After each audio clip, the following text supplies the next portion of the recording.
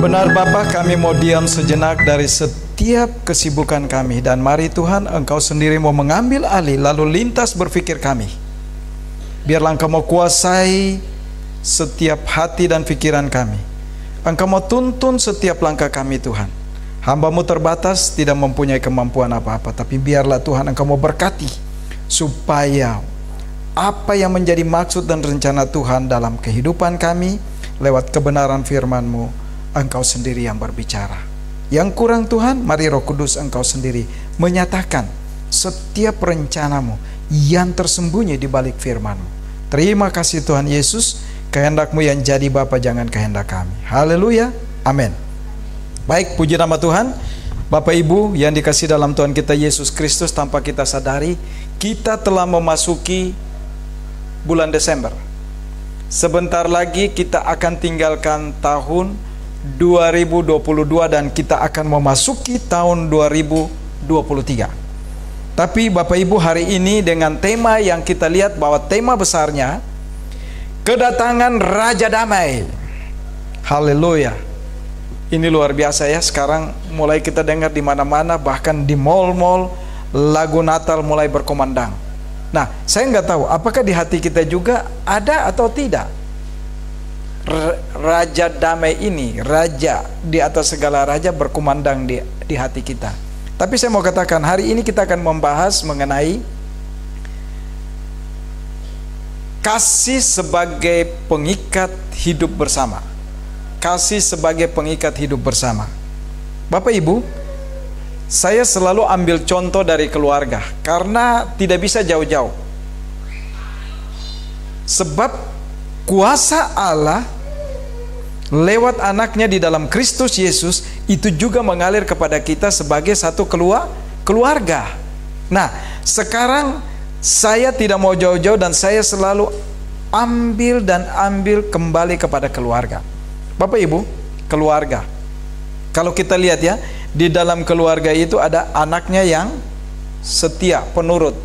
Tapi ada juga anak yang suka melawan. Tapi apakah yang baik, penurut, dan melawan ini kita harus membedakan? Tentu tidak. Kenapa saya katakan tidak?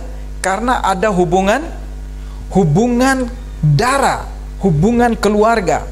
Nah, darah yang mengalir di tengah-tengah keluarga ini tidak bisa dipisahkan. Maka itu ada yang dibilang apa?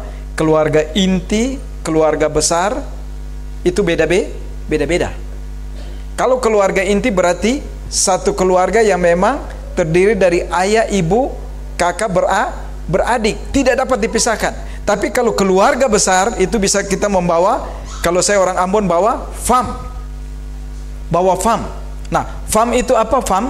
Fam itu seperti kalau kita di Sumatera marga. Nah, tapi saya mau katakan begini, itulah keluarga besar. Jadi kalau saya ketemu di mana, Latu Perisa, wah kita bersaudara, begitu ya. Pamannya istri saya, bangun Margana, waduh, bersaudara.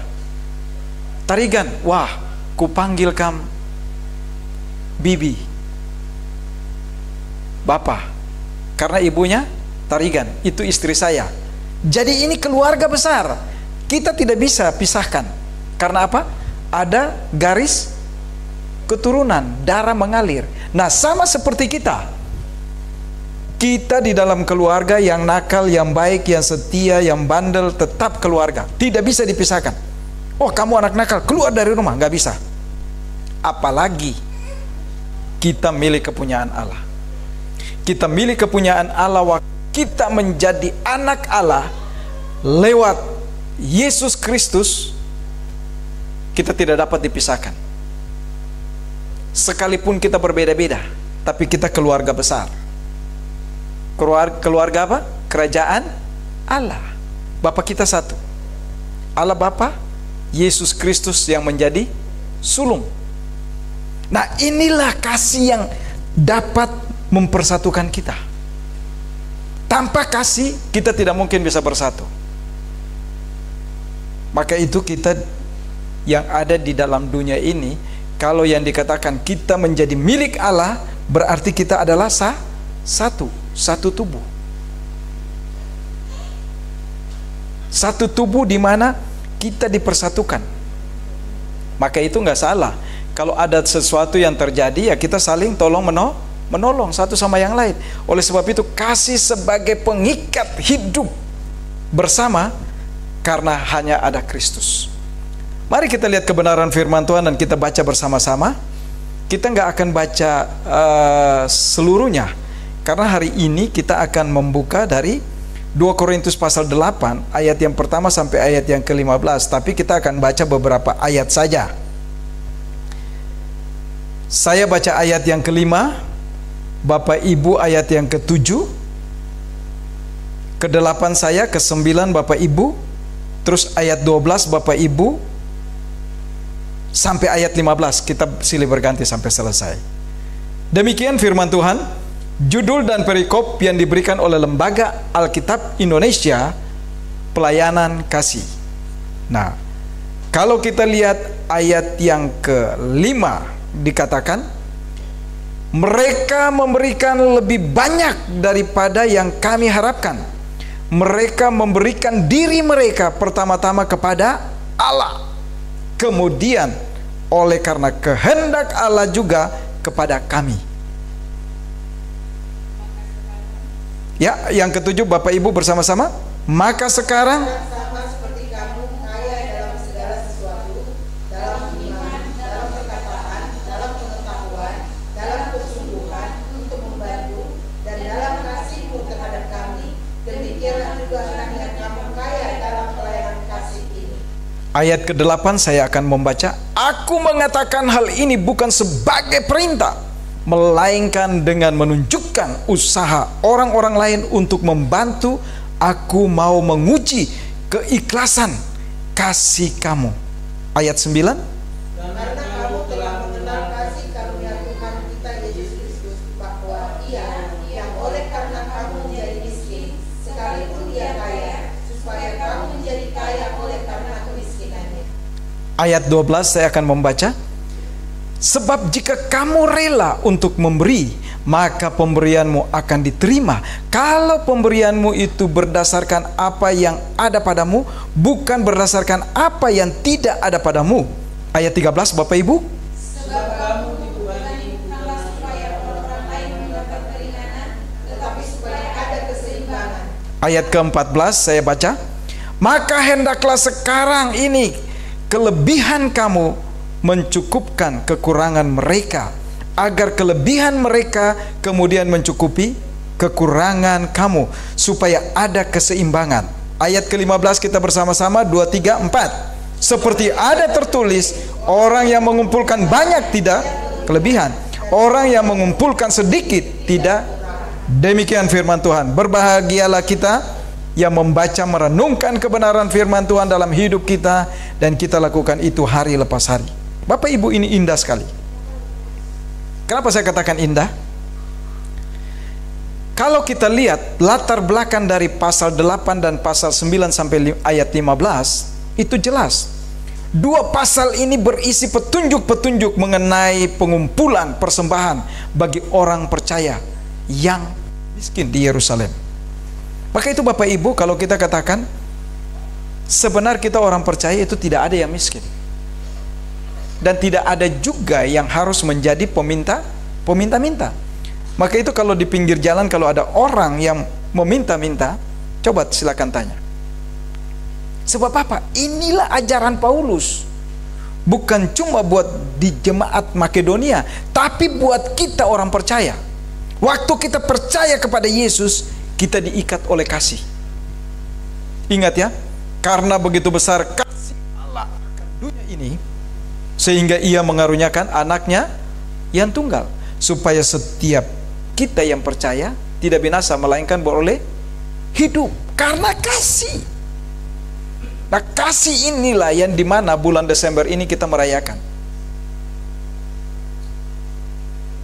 kelahiran Yesus Kristus. Padahal sesungguhnya Yesus tidak lahir pada bulan Desember, tetapi karena sudah diputuskan oleh petinggi-petinggi agama kita dan menjadikan Desember sebagai tahun untuk berganti tahun dengan tahun yang baru, kita bersyukur.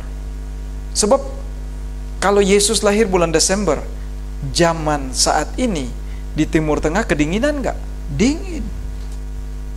Udaranya aja sampai bulan Maret. Ibu Ros waktu ke Israel bulan berapa? Itu pulang badan-badannya bengkak-bengkak. Alergi kedinginan. Padahal itu udah pancaroba untuk masuk ke masa semi. Bisa ya? Itu saking dingin. Jadi jangan berpikir di sana daerah panas tidak ada salju. Nah, tapi saya mau katakan itu tidak jadi permasalahan buat kita, karena kelahiran Kristus itu bukan cuma pada bulan Desember, tetapi yang paling penting kelahiran Kristus di mana? Into my heart, into my heart. Mari masuk hati. Itu yang paling penting. Jadi kelahiran Kristus bukan ditentukan oleh tanggal, tetapi setiap saat, di mana kesempatan, kita yang mau membuka hati, mengundang dia masuk, menjadikan dia Raja Damai. Dan dia akan memperdamaikan kita dengan yang lain. Oleh sebab itu Bapak Ibu, di pasal ini memang menunjukkan hal-hal yang penting, di mana di Yerusalem itu ada orang-orang percaya yang miskin. Oleh karena itu Paulus berkata, beri mereka apa yang mereka butuhkan. Bukan berarti jemaat di Makedonia ini memberikan dengan segala kelebihan mereka, tetapi kekurangan pun itu sangat berarti. Dan Allah memperhitungkan. Jangankan kita memberikan yang lain. Bapak Ibu, kalau ada orang yang bertamu di tempat kita, di rumah kita, kita memberikan aja secangkir air, segelas air, itu Tuhan perhitungkan. Ya, belum harta kita, belum apa yang menjadi milik kita. Secangkir air. Ini yang saya pakai dengan istri, ini bukan cincin nikah asli. Memang ini emas juga, tapi ini sudah tiruan, karena yang asli itu ada tulis namanya di dalam ya. Tapi apa? Waktu kita berikan buat Tuhan, buat pekerjaan Tuhan, Tuhan hitungkan.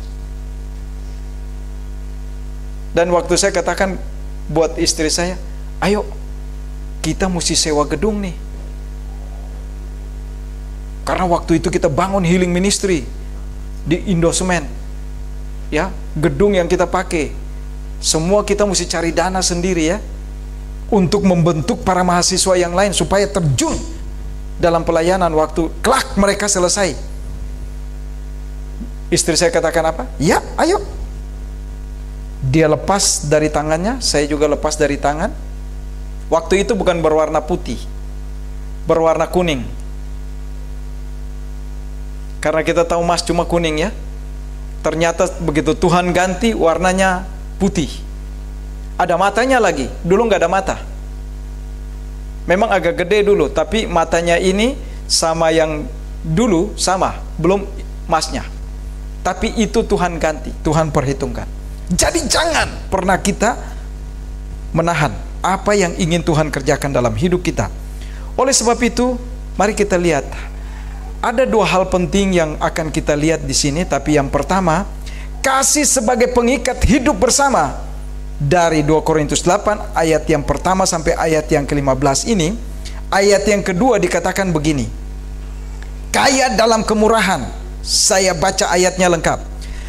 Selagi ku dicobai dengan berat dalam pelbagai penderitaan, sukacita mereka meluap. Dan meskipun mereka sangat miskin, namun mereka kaya dalam kemurahan. Bapak Ibu, kemurahan ini sangat luar biasa artinya. Kemurahan ini menunjukkan orang yang memang punya bobot iman dan punya hubungan intim dengan Tuhan, baru mereka bisa merasakan kemurahan. Karena waktu mereka mempunyai hubungan yang intim dengan Tuhan, kemurahan dari Allah lewat Kristus Yesus mereka rasakan. Dan terpancar dari kehidupan mereka kemurahan itu, mereka dapat melakukan segala sesuatu dengan sukacita. Damai sejahtera itu tidak dapat diberikan oleh dunia. Tapi damai sejahtera itu dapat hanya diberikan oleh Allah di dalam Kristus Yesus. Itu satu kemurahan yang luar biasa, yang tidak dapat digantikan dengan apapun. Jadi sekalipun kita nggak ada apa-apa, kita tetap merasa tenang. Inilah suatu kemurahan. Dari balik kekurangan kita, kita dapat membagi kepada orang yang lain. Ini kemurahan. Kemurahan itu ada kasih, ada sukacita, ada damai sejahtera. Sebenar di dalamnya terdapat buah-buah roh. Jadi tidak mungkin sebagai orang percaya kita tidak akan memiliki kemurahan. Kalau kita tidak ada kemurahan, berarti kita mudah menilai orang. Orang ini katakan dia orang di dalam Tuhan, tapi di mana kasihnya? Di mana kemurahannya? Maka itu ada orang bisa dijulukin ya, waduh kamu itu murah hati. Waktu orang katakan murah hati kepada kita, berarti semua buah roh ada pada kita. Itu kemurahan. Jadi marilah kita warga jemaat El Syama yang ada, kita belum besar, saling bergandengan tangan. Jangan takut. Kalau toh susah-susah, sekarang kan mudah ya, WA, tek, kita saling dukung dalam doa. Dan doa itu sebagai pengaduan kita kepada Allah. Apalagi kita orang percaya, jangan pernah takut, karena Tuhan hanya sejauh doa. Tuhan hanya sejauh doa. Tuhan gak jauh-jauh. Orang tua kita, orang tua saya di daerah saya, oke, saya cuma bawa dalam doa. Apa yang jadi pergumulannya? Tuhan mampu jawab nggak? Sekejap. Bank sentral Allah ke bank sentral Asia itu cepat. Cep. Jadi itulah yang dimaksud dengan kemurahan yang Tuhan ingin berikan kepada kita. Oleh sebab itu yang pertama, kaya dalam kemurahan. Dalam bahasa Ibrani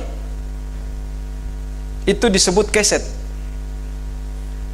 Jadi kalau anak saya itu dulu ngamuk tentang namanya keset, malu, dia mesti tahu keset itu satu kemurahan yang luar biasa. Tapi itu anugerah yang terbesar yang Tuhan berikan kepada kita, keset.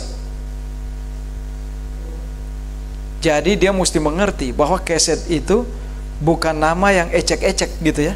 Ini nama yang diberikan oleh Allah itu buat bangsa Yahudi, itu nama yang luar biasa, keset. Maka itu Paulus bilang apa? Aku senang menjadi keset buat membersihkan kaki orang-orang yang kotor. Tapi keset ini bukan keset kaki. Keset ini sebenarnya anugerah, kasih. Ini yang dimaksud keset. Biasanya diterjemahkan loyal dalam berbagai macam. Saya bersyukur juga anak saya mencerminkan nama itu, untung nggak pelit. Jadi temannya banyak. Berarti ada anugerah di sana, sehingga dia dapat membagikan apa yang bisa dia berikan. Ini dalam pengertian bahasa Ibrani, ya. Sedangkan bahasa Yunaninya bisa diartikan sebagai kemurahan, kebaikan, penuh belas kasihan, ketulusan hati. Jadi kalau kita mau menilai seseorang sebagai orang percaya, kita menilai dia, ada nggak kemurahan dalam dia? Kalau orang itu tidak ada belas kasihan, aduh, jangan dekat-dekat lah. Hanya live service saja, dia bisa katakan apa? Saya percaya, saya menjadi orang Kristen, Yesus milik Tuhan dan Juru Selamat saya. Tapi tingkah lakunya nggak berubah. Bagaimana mungkin? Gak masuk akal. Karena dalam satu keluarga itu mengalir darah yang sama, tidak ada perbedaan. Kalau ada keluarga palsu yang masuk di situ, bisa jadi.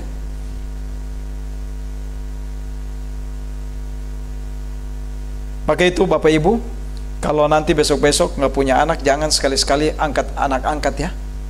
Kalau mau angkat anak angkat, kita mesti urus benar-benar. Kami pernah angkat anak dari jalanan, masuk di majalah. Pendeta Yaneman dan Ibu Evangelis Rosniati piara anak macan. Anaknya baik. Bapak Ibu tahu, saya kalau pergi pelayanan,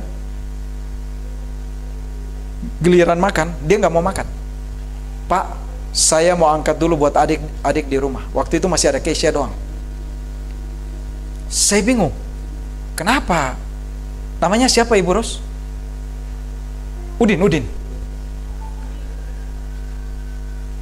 Kenapa Din? Enggak. Kita makan di sini enak. Adik di rumah makan apa? Ya sudah, angkatlah. Bisa ya? Ini anak jalanan. Pertama masuk di rumah, kasur dikincing semua. Dikencingin. Mahasiswa yang tinggal sama saya pukul pakai sapu lidi. Saya bilang jangan. Ya namanya anak jalanan kan. Maka itu dijulukin di ada majalahnya tuh. Pendeta Yaneman, Ibu Evangelos Niati piara anak macan. Saya bilang judulnya aja macan gitu ya. Tapi apa yang terjadi Bapak Ibu? Mahasiswa yang di rumah pusing 7 keliling. Habis ngepel, tiba-tiba dia habis main bola, sepatu penuh becek, masuk. Dengan bangganya lagi, hai! Gitu ya.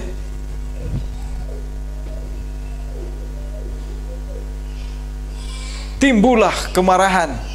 Ambillah apa yang ada di situ, sapu pun dihantam gitu ya. Tapi saya mau katakan, kita harus timbulkan kasih. Waktu kita mengangkat anak, jangan pernah berpikir begini, sudah beres, sudah menjadi keluarga kita. Belum. Kita harus double cover. Double cover kenapa? Kita harus ambil benar-benar otoritas kita bagi anak itu. Masuk dalam pemulihan double cover. Buat kita, buat anak itu dan orang tua. Kristus datang untuk memperdamaikan kita. Siapa kita? Dia mengadopsi kita. Agoraso, dia angkat kita dari pasar perbudakan. Ex agoraso, bawa keluar. Ludro, dengan cuma-cuma. Dia menjadi perantara antara kita orang berdosa dengan Allah. Dia mendamai. Begitu sebenarnya maksud. Tapi kalau kita cuma biasa-biasa saja, anak itu tetap nakal. Dan benar-benar memang Udin belum dilayani, sudah menghilang. Menghilang karena apa? Tidak mau dididik, tidak mau didisiplinkan. Ya namanya juga anak-anak ya. Begitu saya pulang pelayanan, saya tanya, mana Udin? Gak tahu, pergi dari tadi. Saya bilang, kalian pukul dia ya? Kalian bukannya ngajar dia? Begitu ya. Tapi apa yang terjadi? Memang dia lebih pilih kesenangannya. Nah sama. Kadang-kadang kita sudah menjadi milik kepunyaan Allah, tetapi kita masih ingin main di dalam kubangan. Nah ini kita perlu kaya dalam kemurahan. Kaya dalam kemurahan berarti ada ketulusan di mana kita ingin menjadi orang yang sesuai dengan kehendak Allah. Oleh sebab itu bagian pertama dari yang pertama ini, kasih sebagai pengikat hidup bersama, ya, kaya dalam kemurahan. Kita ini milik Allah. Apa yang kita punya dipegang sebagai sesuatu yang dipercayakan Tuhan kepada kita. Tapi ingat, bukan milik kita. Sebenarnya di balik segala apa yang menjadi milik kita, ada juga bagian orang lain di sana. Ini yang perlu kita tanamkan dalam hidup kita. Bapak Ibu, coba, apa sih yang kita cari? Coba kita mulai pikirkan dari sekarang. Kalau yang kita cari hanya untuk diri kita dan keluarga kita, untuk memuaskan, coba kita rasakan. Pernah puas nggak? Coba kita mulai dari sekarang. Mulai membandingkan. Tulis, pendapatan saya ini, saya punya ini, kebutuhan ini. Nanti lihat, cukup nggak? Tapi coba, waktu kita utamakan untuk Tuhan, jangan pernah takut. Memang kalau untuk Tuhan itu nggak bisa berhitung-hitung. Karena Tuhan tuh bukan seperti gini, 1 tambah 1 2, tidak. Sebenarnya untuk Tuhan begini, 1 tambah 1 3. Masuk logika enggak? Halo Bapak Ibu? 1 tambah 1 jadi 3. Masuk logika enggak? Oke. Saya ditambah istri saya jadi berapa? Hah? Ada keset, ada keset, ada Kesia. Jadi berapa? Kalau 1 tambah 1 bukan 2 jadinya. 1 aku 1 kamu jatuh cinta. Jadi berapa? Ini hitung-hitungan Allah. Beda dengan hitung-hitungan manusia. Coba kita lihat di sini. Bapak kita yang duduk di samping Bapak yang sana, coba begitu dengan istrinya, sekarang jadi berapa? Hah?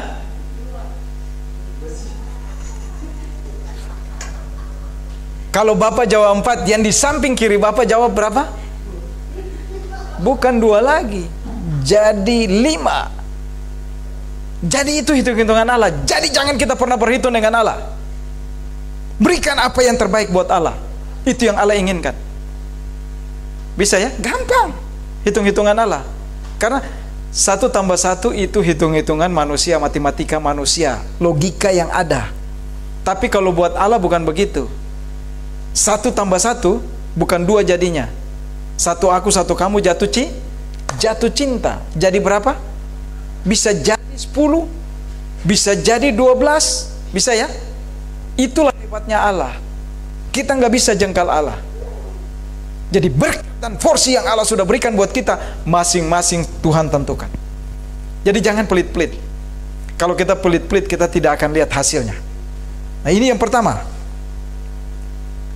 Bagian yang kedua dari yang pertama dikatakan begini. Kita perlu belajar dari jemaat Makedonia. Kasih sebagai pengikat hidup bersama. Kaya dalam kemurahan. Kita harus membuat keputusan yang mendasar dan hati kita untuk hidup bagi Allah, bukan untuk uang. Apa yang dicari orang, tahu ya? Itu lagu muda-mudi, lagu sekolah minggu. Apa yang dicari orang, biasanya uang. Sampai kapan? Uang itu nomor sekian, taruh di belakang. Tapi waktu kita cari Tuhan dan kita melekat kepada Tuhan, itulah kemurahan yang luar biasa. Kita tidak akan dipermalukan. Ini bagian kedua. Saya percepat saja. Bagian ketiga dari yang pertama. Kasih sebagai pengikat hidup bersama. Kaya dalam kemurahan. Kita memberi untuk menolong mereka yang membutuhkan bantuan. Meluaskan kerajaan Allah. Waktu seseorang menerima apa yang kita berikan, dia naikkan doanya enggak? Terima kasih Tuhan. Ini doa yang paling berharga. Ingat ya? Singkat. Terima kasih Tuhan. Pemberianmu lewat Bapak Yaneman. Waktu nama kita disebut, Tuhan tersenyum. Tuhan bilang, Yaneman, you mau apa? Bisa Bapak Ibu? Jadi jangan takut. Jangan takut. Waktu kita mau lakukan sesuatu buat orang lain, berikanlah dengan tulus hati. Jangan berhitung-hitung begini. Beri enggak, beri. Nanti ajalah. Gak akan keberikan. Gak akan kita berikan. Tapi waktu Tuhan gerakan, saya biasanya ajarin istri saya, kalau Tuhan gerakan jangan tanya saya, lakukan. Karena kalau dia tanya saya suka bilang begini, berapa yang ada di dompet kamu? Berikan buat orang itu. Bingung kan? 1 peser pun dia nggak akan pegang. Ini ada orangnya, silakan tanya. Itu yang ketiga. Bagian keempat dari yang pertama, kasih sebagai pengikat hidup bersama, kaya dalam kemurahan. Hal memberi itu harus menurut pendapat yang ada pada kita. Kesepakatan kalau sudah berkeluarga suami istri. Tapi kalau belum keluarga, nggak apa-apa, keputusan ada pada kita. Kita mau berikan buat Tuhan, ya berikan aja. Jangan pernah takut. Tapi kalau sudah suami istri harus duduk berembuk dan doakan. Ya, itu pendapat yang paling penting dari kita sebagai keluarga Allah. Saling menghargai satu sama yang lain. Tapi kalau sudah sepakat, kalau saya dengan istri saya bilang, you mau beri, jangan tunggu saya, berikan aja. Saya juga begitu. Karena apa? Kalau tunggu saya pulang dulu, ketemu lagi dengan orang itu udah nggak ketemu. Jadi kita udah sepakat, udah punya keputusan yang sama. Tapi kalau ada mau berikan sesuatu untuk pekerjaan itu, kita udah doakan dari rumah sampai di mana kepanitiaan atau acara apa, kita sudah sepakat. Nanti mau beri berapa? Silakan. Mau beri berapa? Silakan. Gitu ya. Ini perlu kesepakatan, kesehatian. Ini poin yang keempat. Nah, poin yang kelima, kasih sebagai pengikat hidup bersama, kaya dalam kemurahan. Hal memberi itu dipandang sebagai suatu bukti dari kasih kita dan harus dilakukan sebagai pengorbanan. Kristus begitu dia mengasihi kita, dia nggak lagi melihat harga dirinya. Dia nggak melihat lagi bahwa dia raja, dia nggak melihat lagi bahwa kedudukannya lebih daripada manusia, tetapi dia membuat dirinya lebih rendah sekecap dari malaikat. Bapak Ibu tahu malaikat? Malaikat itu pesuruh kita. Saya kalau jalan kemana-mana, kalau mau parkir, Mikael, panggil malaikat Mikael, siapkan tempat parkir. Anak raja mau masuk, cep, ada yang keluar masuk. Bukan kebetulan. Itulah cara Tuhan. Muter gitu ya. Ya beberapa kali lah. Kita pulang dari mana, habis geladi bersih ya, mau mampir kan, coba putar kan, semua parkir penuh. Ternyata Mikael siapkan dekat tempat keluar lagi, masuk. Jadi itulah hebatnya Tuhan. Jangan takut. Itu bukan kebetulan. Segala sesuatu ada dalam rencana Tuhan bagi kita orang percaya. Oleh sebab itu, jangan pernah takut berkorban. Kasih itu memang harus ada pengorbanan. Seolah-olah begini, waktu kita habis memberi, kita begitu lihat, waduh, ini pulang makan apa? Jangan takut. Belum sampai di rumah, makanan sebenarnya udah ada buat kita. Ini hebat. Maka itu kalau teman-teman hamba Tuhan yang suka gabung, suka kumpul-kumpul, mereka bingung lihat kami. Pak Yan, usahanya apa? Aduh, usahanya apa? Saya suka bilang gitu ya. Usaha saya, waduh, saya tuh pencetak Kristus bagi orang-orang yang membutuhkannya. Itulah usaha saya. Harganya berapa? Tak ternilai. Kenapa? Waktu Tuhan bayar. Ini contoh. Ada orang yang cuma mampir di rumah sini ya. Kalau kita nggak buka pintu terima dia, kita tahu nggak bahwa Tuhan punya rencana bagi kita lewat orang itu? Sekejap. Bros, maaf ada titipan. Wih, hebat kan? Kenapa? Kasih. Kasih itu butuh pengorbanan dari kita. Kasih itu memang gak enak. Bahkan apa yang kita mau nikmati, kita suka memberi buat orang lebih membutuhkan dari kita. Tapi jangan takut, Tuhan akan bayar berlipat kali ganda bagi kita. Kalau itu kita lakukan. Ini poin yang kelima. Dan poin yang keenam, kasih sebagai pengikat hidup bersama, kaya dalam kemurahan. Dengan memberi kepada Allah, kita tidak saja menabur uang, melainkan juga iman, waktu, dan pelayanan. Dengan demikian, kita akan menuai iman dan berkat yang lebih besar. Amin. Jadi kalau orang lihat kami, orang bingung. Kerjaan kami cuma usahanya Tuhan. usahanya cuma menyampaikan kabar baik. Udah, ini dia Bible, Alkitab, bagi orang-orang yang membutuhkan. Maka itu bulan Desember, saya bilang Ibu Ros, waduh, bulan sibuk, tapi ada juga yang mau dilayani ya. Tapi ya udah, atur aja jadwal. Karena apa? Usaha kami ya ini, sebagai milik kepunyaan Allah, menyampaikan kebenaran bagi orang yang membutuhkan. Mereka yang butuh dirubah oleh Tuhan, silakan. Nah, ini paling penting.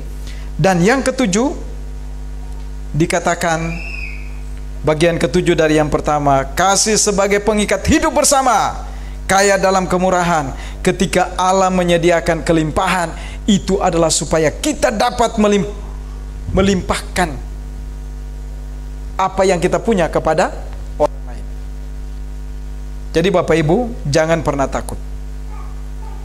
Apa yang menjadi milik kita waktu kita tinggalkan dunia ini, kita nggak bawa. Saya bisa saja pakai baju yang seperti ini, tapi bisa saja waktu saya meninggal baju ini tidak pas. Padahal baru pakai nih ya, tiba-tiba meninggal nih, baju ini bisa nggak pas di badan saya. Jadi mesti pakai baju apa? Cari lagi baju lain. Padahal pikirkan, udahlah kalau pakai baju ini ya udah sekalian gitu ya. Istri nggak perlu repot-repot kan? Paling cari tanah makam 2x1, baju yang ada aja udah gitu kan. Tapi belum tentu bisa baju ini nggak pas di badan. Bisa ya? Itulah rencana Allah dalam hidup kita. Maka itu kalau ada orang yang meninggal sudah kaku, begitu sepatah dua kata buat beliau bisa lemas lagi. Itu hebatnya Allah. Jadi inilah yang Allah inginkan, bahwa di dalam kehidupan kita, apa yang kita lakukan, perbuat bagi kita untuk orang lain, Allah juga akan membuatkan itu buat kita. Allah akan memperhitungkan. Dan yang terakhir dari bagian atau yang pertama ini, bagian ke-8 dari yang pertama ini, kasih sebagai pengikat hidup bersama, kaya dalam kemurahan. Hal memberi meningkatkan penyerahan kita kepada Allah dan mengaktifkan kerajaan Allah dalam kehidupan kita. Hebat ya? Luar biasa. Kasih itu membuktikan bahwa Allah yang ada dalam kita, Christ in someone, Kristus yang hidup dalam kita, aktif. Karena percuma kalau kita dikatakan kita sebagai orang percaya, tapi kasih itu mati, tidak aktif. Itu percuma. Dan belum tentu orang percaya bahwa you milik kepunyaan Kristus. Tapi kalau kita mau menilai orang gampang. Oh iya ya, dia itu orang percaya. Maka itu jangan coba-coba kalau kita mau melayani orang-orang tertentu. Kasih kita 1, dia udah 5. Kasih kita 5, dia udah 10. Bagaimana kita bisa kejar-kejaran? Kita mesti double cover, 25 kasih. Berikan diri kita buat dia. Bukan maksudnya negatif, positif. Kita mesti berkorban. Kasih itu harus butuh pengorbanan. Dan itulah yang Tuhan inginkan. Nah, yang bagian terakhir, bagian kedua, kasih sebagai pengikat hidup bersama. Kita perlu belajar dari jemaat Makedonia. Ia menjadi miskin. Coba lihat ya. Kristus yang kaya, yang milik kepunyaan. Bumi ini milik kepunyaannya, langit dan bumi. Apa yang kurang bagi dia? Tapi coba lihat, dia tinggalkan semua. Lahir di kandang, ya, palungan tempatnya, tempat makan hewan. Coba, disitulah palungannya. Coba tuh, terhina nggak? Menjadi miskin, benar-benar miskin. Saya dulu jadi gembel, tidur masih enak, masih di atas lantai, masih cari koran, selimutnya baju ini buka, jadiin selimut, masih enak. Tapi kalau kita lihat ya, zaman Yesus lahir, coba di kandang, di mana di situ bersama-sama dengan ternak, tempat makan ternak, nggak tahu ada air nggak buat dibersihin, cuma dialaskan lampin. Coba lahir. Harga dirinya dia tinggalkan. Benar-benar miskin, dari yang kaya menjadi miskin. Supaya apa? Bapak, ibu, saudara, dan saya menjadi kaya. Kita meraih kemiskinan dari Allah untuk menjadi kaya. Jangan kita pernah tinggalkan diam. Kekayaan kita tidak ada apa-apanya, percuma. Waktu Tuhan panggil, ya Naaman, habis berkhotbah, kamu mesti lanjutin pelayanan. Gak usah deh, game over. Saya tahu nggak? Saya nggak tahu. Paling yang tahu Ibu Ros. Mama, ini hari nggak jadi ya. Bang Nafe sambil main musik, nanti dia yang sekaligus melayani. Kan begitu aja kan? Kenapa? Udah dipanggil pulang.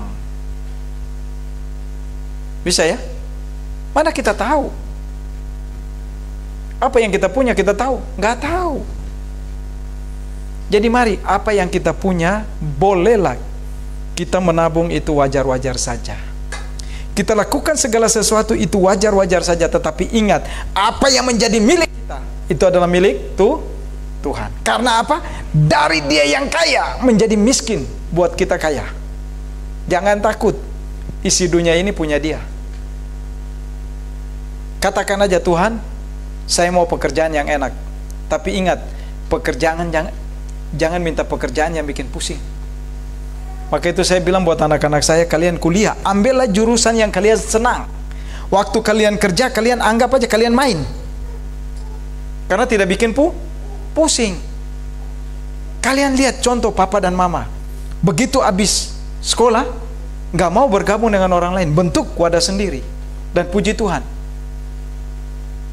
dari anak muda saya cuma minta, Tuhan kasih wadah buat saya. Ketemulah sama orang, Pak Yaneman, mau wadah? Ya, saya mau. Dikasihlah lembaga. Begitu peraturan baru kita rubah. Akhirnya meningkat. Bapak, Ibu, dan saya bisa bertemu di tempat ini. Bukan kebetulan, tapi semua rencana Allah. Karena apa? Dia menjadi miskin supaya kita menjadi kaya. Ada amin? Mari kita tunduk kepala dan kita berdoa. Bapa, terima kasih Engkau begitu baik bagi kami sehingga kami boleh mengerti kasih sebagai pengikat hidup bersama. Karena kami tahu Tuhan, karya dalam kemurahan Allah ada pada kami. Dan Ia menjadi miskin untuk kami boleh menjadi kaya. Terima kasih Tuhan Yesus, ajarkan kami. Karena kami tahu, di bulan-bulan Desember ini Tuhan, Engkau datang sebagai Raja di atas segala raja.